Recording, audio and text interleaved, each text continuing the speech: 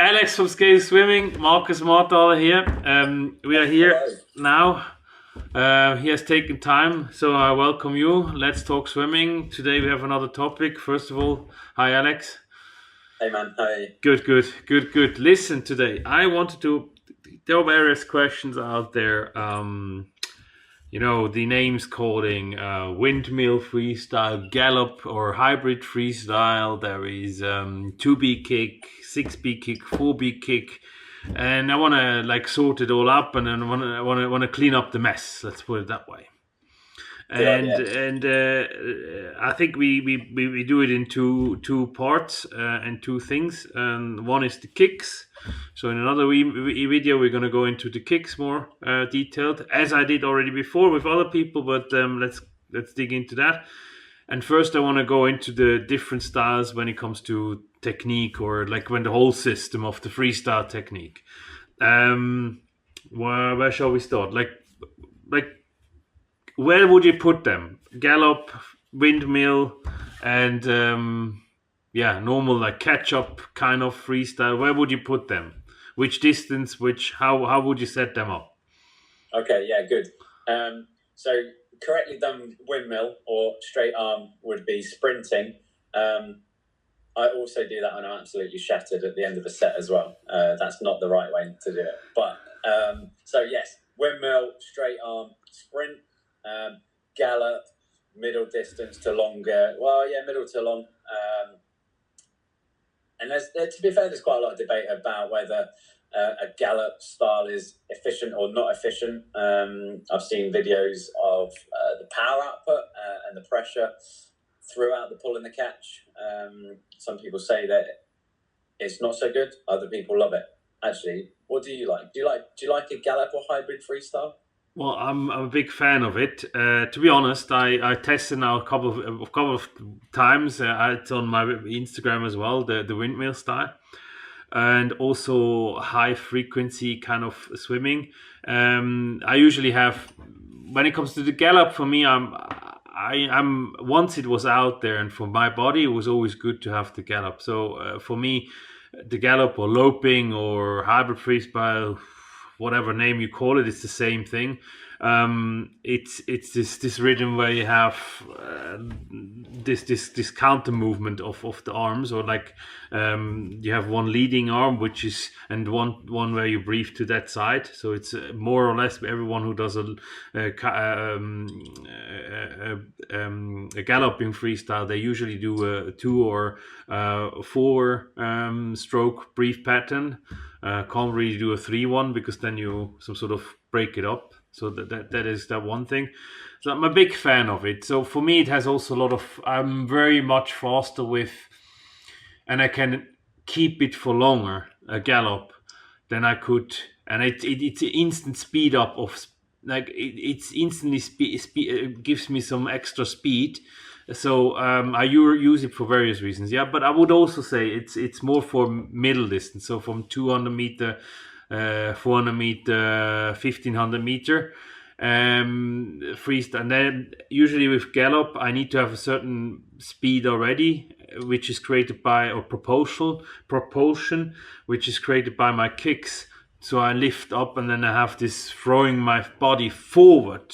Not upwards, it is more forward. It's like this kind of, yes, it can be tiring, but if you're used to it, so it's there. But again, when you look at, for example, Simona Quadarella, and you see her frequency, and you compare it to Katie Ledecky. Ledecky is more on the hybrid galloping style. Not that expressed like you would see with Popovic or with Michael Phelps when they do 200 meter, but it's more in that direction. She does 1500 meter, and then you look at the Quadarella, who has not necessarily windmill, but she has this kind of rotating one arm, the other arm, like a very symmetric freestyle. So it depends on how strong you are, or how physically strong you are, I think, because I think it's faster, but yeah, I know the debate is very much there. You know, when you see all these graphs and everything, I don't know. It's. I think it's also something which does better to your own thing. I don't know, but you use a lot of galloping yourself, or not so much. But when you did 200-meter in the relay, where you had the record, the world record, how was it? Yeah, I remembered. You know. Thanks, man. How did you swim that? How did I? All out, doesn't matter, don't care, or what? I'll tell you how I swam that. I'll tell you the pacing that I swam that, actually. So this is a Masters world record relay. And I went out. I like to go out and give myself every opportunity to do a good swim. And so I like to front end it rather than back end. I'm not a back end swimmer. So what did I do? So this is when I was in my late 30s. It was out in a 25, 55 at 100, and finished with a 155. So 55 in a minute, basically, was my split. And it wasn't so much of a drop off, to be fair. I think it's a 27 and a 20, maybe it's 27 and a 27. My maths is pretty poor, and it was a few years ago now. Yeah. So really, to be fair, it was. I mean, the 200's a sprint, right? It's not really a distance event. Did you have a symmetrical kind of style back then? Yeah. So I can't remember. I'm going to have to try and dig out some videos and have a look at what I did. But one thing I do remember is, I mean, I do this any time. I don't worry about maintaining, for example, a bilateral breathing pattern or whatever. Certainly on the last 50, I would be breathing every stroke to maintain as much cadence and speed as I can. Yeah, because you need air, oxygen. Okay. Yeah, exactly. Like, are you similar? No, I'm a two. If it's a sprint like 25 meter, 50 meter, I would tend to not breathe at all, and after that, it's breathing every second time. So it's that is my go-to. Even if it's then 1500 meter, breathing a third time, it doesn't help. And I say it here, and I can do everything. Like I can do breathing a third time or something. It doesn't just. It is a saying which I usually say, you know, the technique you have in freestyle or the technique you have in general is one thing. So your what you do with your arms and your legs, and that needs to work together. But that is one thing. The breathing is added into it, which needs to fit that technique which you have there. It is not that you have the breathing and then fit everything around it. And this is how I see it for myself as well. So for me, it's really either none or every second time. In training, obviously, I also do every fourth time or bilateral breathing. I do that too, just for training purposes to see the symmetry in the whole thing. But I don't really focus on that I need to do a bilateral breathing pattern because and so on and so on, because it doesn't fit into a gallop. It will never fit in. I mean, you need to have that rhythm, you know, that the galloping rhythm, and yeah, there I don't do it. So for me, it's really the windmill. That didn't exist for that long. The windmill kind of sprinting style didn't exist. It's also only something which came on fashion right now with all this sprint revolution and McAvoy and Flora Manadou and all these people. It came onto this because yes, it is very powerful. You know, you can drag, and if you get the catch early on, even I can speed up to a certain speed. I mean, people who know me from before, they knew that I was never a really good sprinter. I'm still not that good because the technical side on the start and the turns is not really mine, because I never needed it for a 1500, 400 meter, because you had enough time when you swim faster than you swim faster than the others. It's more about the maintaining oxygen and keeping the pace. But in sprinting all out, yeah, it is now faster. I also must say I'm faster than I can sprint faster than I was when I was 20 years old. It's crazy. I mean, I would need to see how fast I can do a 50 meter. I haven't tried that yet, With a meal, I only did like trials for 25 meters just for shits and giggles and for fun, for holding the camera in my mouth and doing the FPV shots or something like that. And but it's faster windmill. It's like the proper windmill, not the long distance cadence windmill. I will talk about the sprinting one, right? And but for me, hybrid was always the problem. Is with hybrid and gallop for me was if I get too tired, it starts to bobbing, and then it's really up and down, and that you want to avoid. And on long distance, I use hybrid even without the kicks just to get away from people, because I know it's that speed. The proportion is that much that I can get away from a pack and go on my own. And afterwards, I go back into my almost catch up kind of long stroke, long DPS kind of mode. This is how I'll use it. Yeah, do you know, and for people that are trying to improve their stroke and their efficiency, I would say, like, don't try to mimic somebody else. You know, you've mentioned many of these world-class elite athletes. Everybody's body is different. Their background is different. Their leg power, their leg kick is different. So what works for them might not and probably won't work for you. So you've got to think about what distance it is that you want to be swimming. Mm-hmm. And then you've got to start thinking about what stroke. It's like when a runner, like a 100-meter sprinter, has got a different technique to somebody that runs a 1500 or a 10K. Different form, different technique, different approaches to completing their running event. So the key thing, and we talk about it all the time, and you talk about how everything is linked together.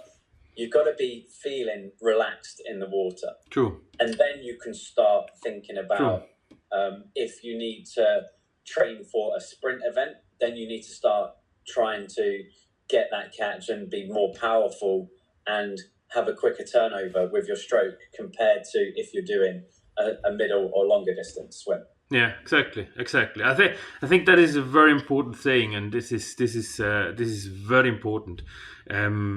Look at what the pros do, and certainly take their technique into account and try it. What it works for you, but there is not one fit solution for everyone.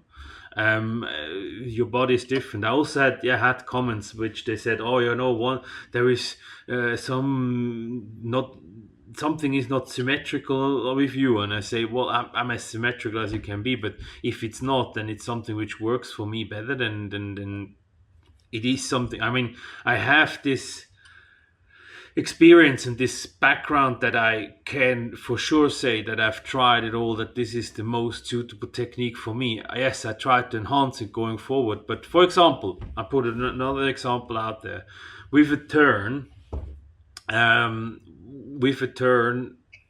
Usually you say that when you do a freestyle turn, you turn onto the wall, and obviously your legs were going to be on the wall, and you'll face up, right? And so the push off will happen on your back, and then on the underwater face, you're going to turn to your front and then start kicking out and then coming out of the water.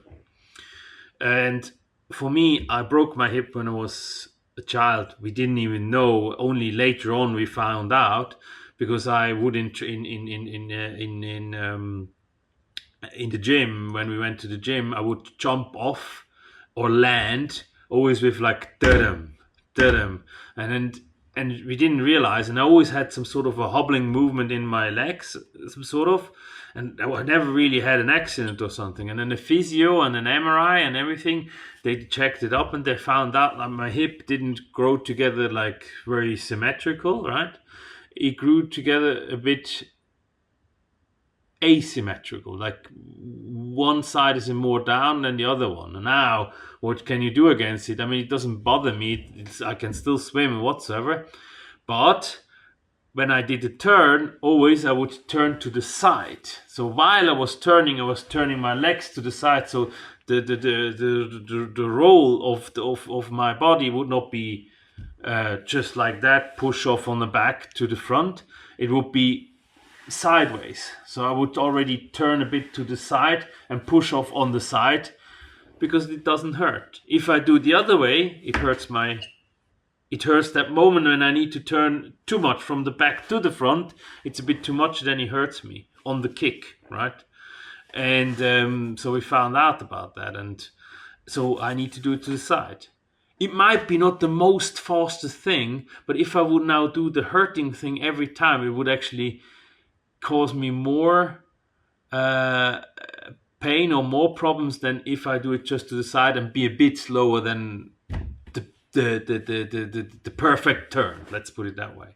And so I see it for the technique. So yeah, I don't know. That's a good point which you raised there. Yeah, that's a good, it's a good personal experience that you just said there. And, going back to the different forms and the different techniques, I mentioned running earlier, but let's mention running again. Like Michael Johnson was a fantastic runner, but he ran his form, that straight upright form was like nobody else. And he was Olympic champion, world champion, and it worked for him. Yeah. So if everyone else saw him when he was winning golds and be like, I need to copy him, it's not going to be of a benefit. True. So you need to, yes, you can aspire and you can try and you can test out these different techniques and these different approaches, but you've got to eventually work out what is fastest, most efficient for you personally. Yeah. Then you can improve on the other aspects. I agree with you. No, I certainly agree with you. No, I think it's a good point. So just to round it all up. So windmill, sprinting mainly. Also windmill kind of for long distance that you have a high cadence. So that would be so it also works on the longer distance, but it's a different goal there, right? The cadence is on one side, obviously in speed as well, but there you also have force. You still have the underwater high elbow catch when you do the windmill on long distance. With sprinting, you more have a straight arm catch in front of it, and then you just have a proper windmill. Then galloping and hybrid is this galloping, this counter movement which you have with your legs. It's asymmetrical, and it's more for middle distance. Again, hybrid, loping, galloping, all the same thing. And then obviously almost catch up would be really for long distance, where you try to enhance or like try to have the longest DPS you can have and like just enlarge your stroke. And everybody is different, and everyone needs to have his own style. Like try various things, try what works for you, and it doesn't matter whether pattern or something. And I think that is, you need to find your own technique, but with consistent training.